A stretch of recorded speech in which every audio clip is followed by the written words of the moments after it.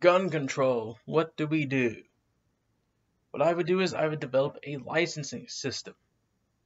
You have 3 licenses: Class C, Class B, Class A. Class C is for small firearms, Class B is for medium-sized firearms, and Class A is for the more high, powerful firearms like assault rifles, AK-47s, AR-15s, machine guns, that type of stuff.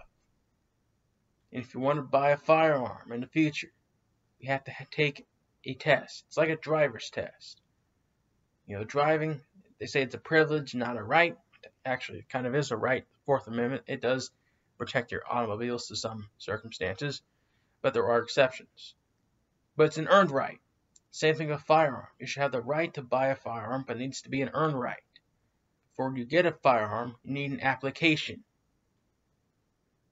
And if you're going to get a Class C application, you need to take a 90-day training course, a written test, and a test at the shooting range.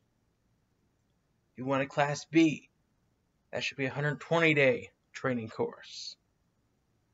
You want a Class A, a 6-month-long training course. No age limit required. I don't care about the age limit. What I care about is you're a responsible citizen, a law-abiding citizen. That's all I care about. Uncle Ben once said, with great power comes great responsibility. Guns are great power. We need responsible citizens to hold them. So that's my thoughts on what we do about the whole gun control stuff. That's my version of what a common sense gun control legislation should be. A simple licensing system, and you have people earn the right to those firearms. If you have a firearm, you can keep it. Now, are these policies going to stop mass shootings? Is it going to stop crime? No. Will it prevent them? Not exactly, but it might contain them. So the thing is with gun control is guns are not the problem. It's the people that are the problem. So in other terms, we should do people control. We need to get these firearms and other weapons out of the hands of convicts and people with mentally ill. However, when it comes to mass shootings, a lot of people you see don't have any criminal record. They don't have documented mental illness. So they're going to slip through the radar. That's what you see a lot of times. And they're young. They're like 18, 16, some people in their 20s. Stuff like that. So doing background checks, age requirements, it's not going to do anything. It's not going to stop criminals either. We know that criminals buy guns from the black market or they steal them from somebody. So gun control, it's not going to be the only issue. We need to crack down on bullying. That's another reason for why these mass shootings happen. A lot of people say they were bullied. Mental health programs. We need them to be available for people that feel depressed and bullied. Because a lot of people under the age of 20 don't have their brains fully developed. So they don't know how to deal with themselves.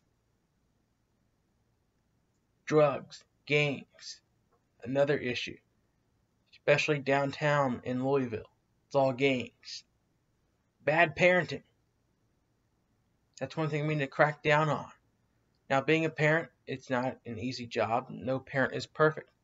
But when I see a parent let their kid, curse, do drugs, drink alcohol, join gangs, that raises an eyebrow. And what is that parent doing? Are they saying that their kid for success or failure? If you know your kid is at risk of committing a crime and going to jail, you need to seek help.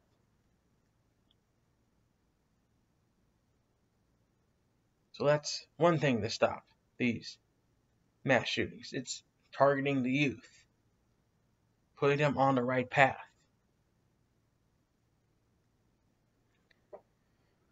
Two, we need to notice the red flags. When it comes to these mass shootings, like the one in Parkland, or the one in Buffalo, or the one just in Uvalde, there are a lot of red flags that are undetected, like social media posts. Some police have even made visits to that person in the past, but did nothing to help. My policies, if I were president, I would say that if someone noticed the red flags and they did nothing to prevent a tragedy from happening, then they should be held accountable. The parents in the Ethan Crumbley case. The dad gave his kid a shotgun for Christmas, right? The kid has had history of mental illness. Should the parents be held accountable? If the prosecution could find proof that they did nothing to stop the school shooting from happening, they should be charged and be found guilty.